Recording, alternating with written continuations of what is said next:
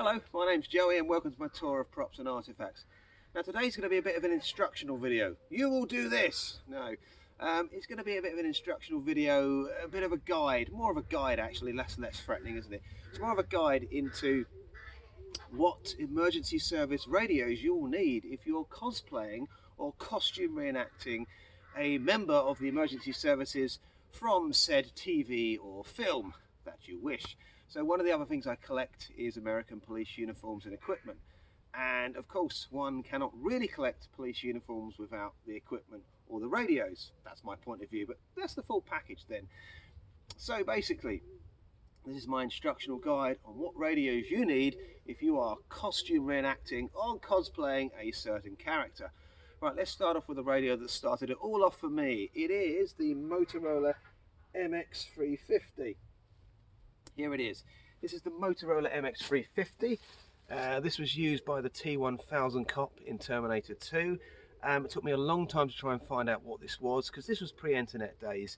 In the pre-internet days, all I could see was this part hanging out of his holster on the back of his belt. When I found out what this radio was, I was really chuffed. It was quite expensive to buy because obviously police radios come with the interest value of, say, sometimes they work, and of course there's slightly collectible items as well, so it has the historical value as well. So they're not usually cheap if you want a particular radio for your outfit, but there you go. If you want to be as accurate as possible, sometimes you've got to spend the money, haven't you? So this is the Motorola Mx350.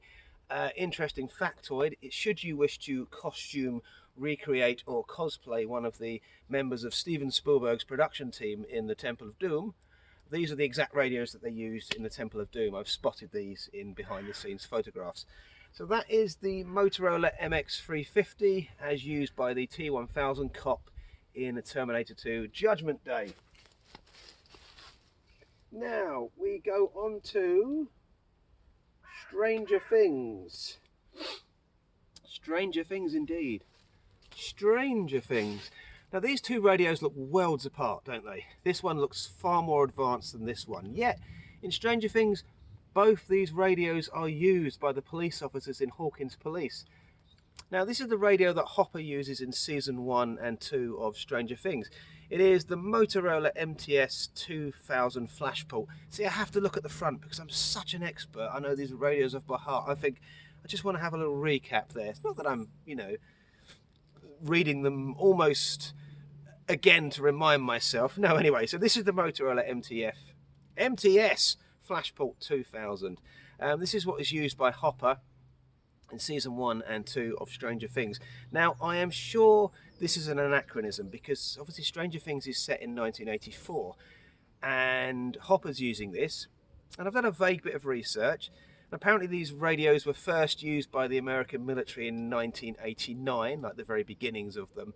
So for Hopper to be running around with this in 1984, I'm not really sure. Incidentally, in season 3 and 4, well not 4, but season 3, Hopper started using this radio, the Motorola Mt500. Now the Motorola Mt500 is more famous for Ghostbuster usage. It's right here, Ray. It's looking at me. I actually bought this for my NYPD uniform, kind of late 70s, early 80s.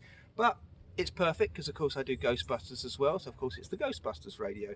But then, when I cosplay a Ghostbuster, I like to have a modern-day radio to look like we're actually still doing a job, that kind of idea. But interestingly enough, getting back to these two radios in Stranger Things, Hopper uses this in season 1 and 2. But the officers of Powell and Callahan, the normal police officers in Hawkins Police Department, they use these radios. And so I don't know if the production team corrected that by season 2, but by season 3, Hopper's using this radio, not this one anymore, which, as you can agree, they seem to be worlds apart. This one is far more advanced than this one. So anyway, there's two great radios anyway. So if you're looking for Hopper's radio season 1 and 2, it's the Motorola Mts 2000 Flashport. And if you're looking for Ghostbusters, it's the Motorola Mt500. Also, if you're looking to be the normal Hawkins Police Department, it's this radio as well. So we now go on to the worlds of Doctor Who. Now, in the 1970s, John Pertwee was the Doctor, as I'm sure you all know, and he was exiled to Earth, but it was supposed to be set in the 1980s, which Doctor Who's also made a kind of in-running joke about that.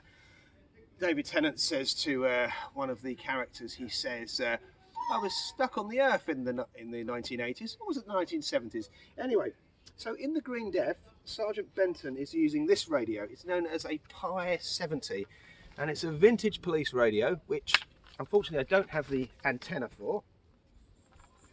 But it's worn like this, and then of course you can radio back to wherever you need to radio to. But this is the radio that Sergeant Benton uses in the Green Death Doctor Who.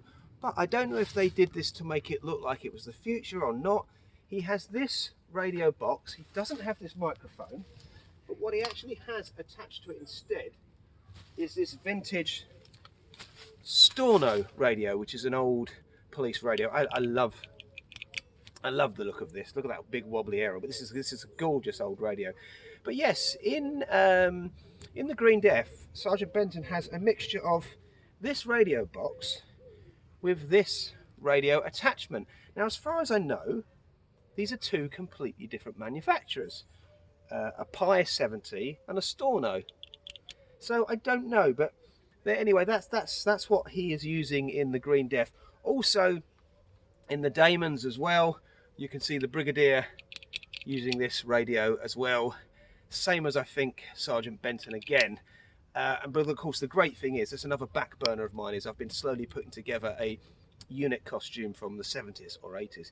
And of course, having this radio coincidentally just for my police collection was brilliant as soon as I spotted that in the Daemons, thinking, oh wow, brilliant. Now, I've also found out that these radios were used by the SAS as well. So it's kind of cool that a military service who are dealing with agents and agents dealing with aliens and the top secret are using SAS quality radios. So that's quite cool as well. So that's those. So if you're looking for a nice unit radio, this is called a Storno. You can see a lot of these on eBay. To me, I think it's a gorgeous looking radio. It just looks so cool. It feels more like a toy. And then of course, if you're looking for the Green Death, you've got this vintage radio here called a Pi 70, which was worn like that. And of course, you had the microphone that would stick into it. And there we go. That's a nice old school looking microphone there. I don't have the antenna for this. I only found this out yesterday. That seems a bit silly, doesn't it, that I wasn't really aware of that, but I haven't really looked at this radio for some time. So actually getting it out of the bag now to do this video, I thought, oh, there's no antenna there. So now becomes the headache of trying to look for one, or maybe I'll just fabricate one for it, you know, or maybe I even have a spare antenna I can use. So this is not accurate at all, but this is a realistic Radio Shack 30 channel scanner. Now, I'm a fan of the Die Hard films. This bears more than a passing resemblance to the radios the bad guys use in Die Hard 2 and possibly even Die Hard 1, but mostly Die Hard 2. This is a very accurate, but I'm not too fussed about getting a really accurate scanner for Die Hard use. So yes, if you're looking for a cool looking alternative for and less expensive alternative for Die Hard usage, look for a realistic Radio Shack 30 channel direct entry programmable scanner. And this is this. So this is a good thing for Die Hard cosplay, I feel. Don't know why this is Die Hard cosplay. This is more like Spider-Man. So that's that, and whilst we were on the subject of Stranger Things, why not we look at Hopper's torch and watch? So if you're looking for Hopper's torch, this is a vintage Rayovac Sportsman. It's a very small torch. This one actually works, which is very fantastic. There's no batteries in at the minute. So yes, if you're looking for Hopper's torch, this is the Rayovac Sportsman.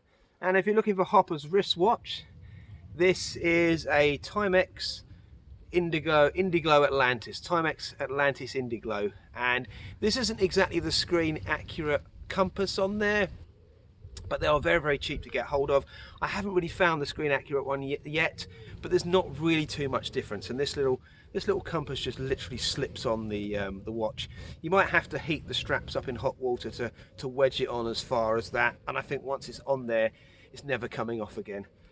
So that's Hopper's watch, that's Hopper's torch. Hopefully this has been an insight into what radios one would need if one is doing a cosplay. So let's have a very quick recap. Terminator 2 is the Mx350, the Motorola Mx350, and obviously other ideas as well, other films, other TV shows. For Hopper we have the Motorola 2000 Flashport. Flashport, yeah, Motorola 2000 Flashport. Ghostbusters, you all know this anyway. It's the Motorola Mt500. I love this one. As I say, I literally just got this for NYPD uniform usage, and it's got a lovely dynamo label on the back there, so so reminiscent of the 80s and 70s. So that's very, very nice. We've got a realistic Radio Shack 30-channel direct entry programmable scanner, and what's actually quite cool is in Die Hard 2, one of the characters says about getting a radio, and he says, what do you want me to do, go to Radio Shack? So that's quite cool. It's even made by Radio Shack, so that's good. And then we have, for unit troop usage, we have, as I say, one of my personal favourites, a Storno radio. Just Storno is S-T-O-R-N-O, Storno radio. Very, very easy to find, probably quite expensive.